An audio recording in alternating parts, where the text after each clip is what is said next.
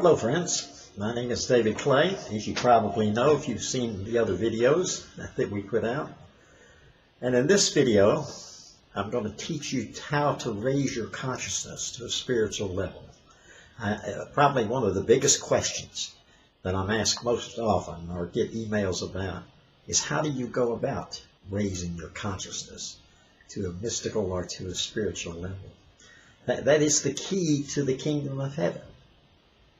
The Gospel of Thomas, you've got to remember that the Gospel of Thomas, the people that were reading the Gospel of Thomas 2,000 years ago or thereabouts, they understood. They knew they knew the interpretations. This was not something that they gave to new people coming into the faith. This was for the mystically elite. It was for those that already understood exactly what they were doing. And raising their consciousness was one of the main objectives. Because, as you know, if you've heard any of the other videos, the kingdom of heaven is inside of you and outside of you. It's all around you. One time a person said it's like an interdimensional state. No, not exactly. It's more like an inner spiritual state, or an outer spiritual state. It's beyond dimensionality, I would think. That's a hard concept for us as humans to understand, but I think that is the gist of it. And the Gospel of Thomas is designed to teach you to improve raising your consciousness to a spiritual level. There are three keys, and the Gospel of Thomas is very explicit in explaining the first one very clearly. The first one is in overcoming polarity.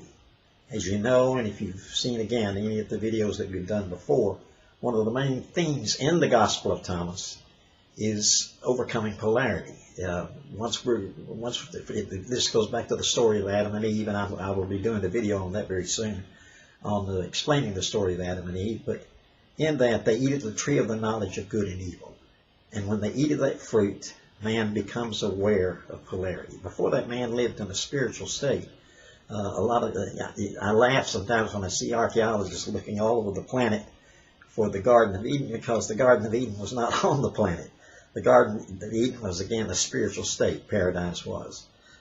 There's no such place that has trees that are called the trees of the knowledge of good and evil, and such as that. But we'll cover that in another video. But in this one, the first key to raising your consciousness is learning to overcome polarity. By polarity, you know what I mean, duality, in other words, good, evil, up, down, right, left, black, white. In this world, everything has its opposite. And to overcome this world, you've got to get beyond the opposites. Get to the world of union, get to the world of the middle, what we would call the middle path. I think in the tree of life it would be called the middle pillar, between the two other pillars, the outer pillars. That's another video entirely. But in this first key, you learn to overcome polarity. Now, how do you do that? You cannot, as long as you live in this space-time continuum, totally overcome polarity. I mean, you're going to have to use polarity during the day. If you're in business, people come to you and ask you for decisions, you're going to have to give an answer. You can't sit there in meditation all day long. So you have to participate. You have to participate in this world because you are of this world, but you are also of the spiritual world. And this is the world you're trying to gravitate to by learning to, at least in different periods throughout your day, when you choose, to intentionally overcome the state of polarity. And you do this by using the second key, which is judgment. Now, in the 7th chapter of the book of Matthew, it talks about judging. Judge not, lest you be judged. And everybody thinks that's strictly talking about judging other people. Well, it is. It's talking about that. But it's also talking about having any judgments at all. For instance, if I walk into this room that I'm in right now, and I look around the walls, I say, well, the walls are white. That's a judgment I'm expressing. If I'm doing my exercise right, that part of the day where I'm trying to overcome polarity, I'll walk into this room and I will have no opinion whatsoever about the color of this wall. course, hopefully, no one else will be there. This is something you do in private, and you don't want somebody to think you're crazy. But the more you can exercise this, when you go out to the world, spend 5 minutes, 10 minutes, maybe several times throughout the day, having no judgments at all. When you see a person, let's say a homeless person has a sign that will work for money or something like that, don't have a good, bad opinion. Don't have an opinion at all. If the person needs money, simply reach in your pocket and give them money. Don't have a judgment and say, well, they'll go get something to drink or they'll use it for drugs or something like that. That's expressing an opinion. That's expressing judgment. You have no right for judgment. Your only obligation in the transaction is to give the poor guy the money. What he spends it for, that's his business. That's one way to do it. And any other way that you can think of, that you can cancel out expressing this idea of having a judgment between two extremes. You want to get rid of the two extremes. You want to go the middle path.